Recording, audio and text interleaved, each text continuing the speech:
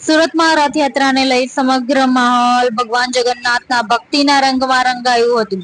રથયાત્રા દરમિયાન સમગ્ર વાતાવરણ જય જગન્નાથના નાદથી ગુંજી ઉઠ્યું હતું. સુરતના અલગ અલગ વિસ્તારોમાંથી કુલ 7 જેટલી રથયાત્રાઓ કાઢવામાં આવી હતી. ત્યારે સુરતમાં અંબાજી રોડ ખાતે આવેલ મહાકાલી માતાજીના મંદિરમાં માતાજીની સાથે ભક્તોને ભગવાન જગન્નાથજી, સુભદ્રાજી અને બલરામજીના પણ દર્શન કરવામાં આવ્યા.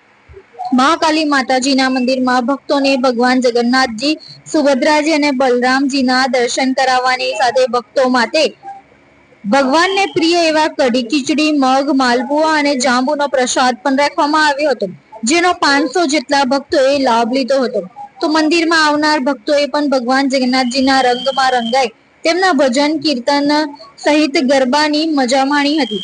મહાકાલી માતાજીની સાથે ભક્તોને જગન્નાથજીના પણ દર્શન થતા ભક્તોમાં અનેરો ઉત્સાહ જોવા મળ્યો હતો. સાથે ભક્તિના રંગમાં રંગાઈ ભક્તો ગરબાના તાલે ઝૂમ્યા હતા. તો આવો જાણીએ આ બાબતે મંદિરના પૂજારી શું કહે છે. મારું નામ ભાવિક ગૌતમભાઈ જોશી છે. હું આ મહાકાળી મંદિરમાં ટ્રસ્ટી અને મહારાજ છું. હું 8મી પેઢીથી જે અહીંયા સેવા કરી રહ્યો છું. મંદિર આશરે 310 વર્ષ જૂનું છે. વિક્રમ સંવત 1771 ની સ્થાપના છે. માતાજીની સ્વપ્ન સ્વરૂપમાં મૂર્તિ છે.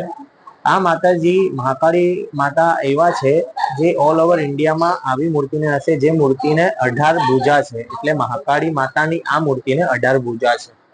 આજે રથયાત્રાના પાવન પર્વના દિવસે અહીંયા જગન્નાથજી, બલભદ્ર અને સુભદ્રા દેવીને મૂકવામાં આવ્યા છે દર્શન માટે. આ મૂર્તિ હું જાતે જ જગન્નાથપુરીથી લઈને આવ્યો હતો. આ નીમના લાકડામાંથી જે મૂર્તિ બને એ જ મૂર્તિ છે અને આ મૂર્તિનો દર્શન આજના દિવસ મૂકવામાં આવ્યા છે. અને સવારથી પ્રસાદ ધરાવવામાં આવ્યો છે. પ્રસાદમાં માલપુડા છે, જાંબુ છે, મગ છે, કાકડી છે. એનો પ્રસાદ સવારે પણ વેચવામાં આવ્યો છે, સાંજે પણ વેચવામાં આવ્યો છે અને સાંજે આશરે 500 માણસ જેટલાને આપણે ખીચડી ને કઢી ખવડાવવામાં આવી છે. કારણ કે કહેવામાં આવે છે કે જગન્નાથજીને ભાત એટલે રાઈસ પ્રિય છે, એટલે આપણે ખીચડી ધરાવી ને બધાને પ્રસાદ તરીકે આપણે બધાને વેચી છે. સાંજે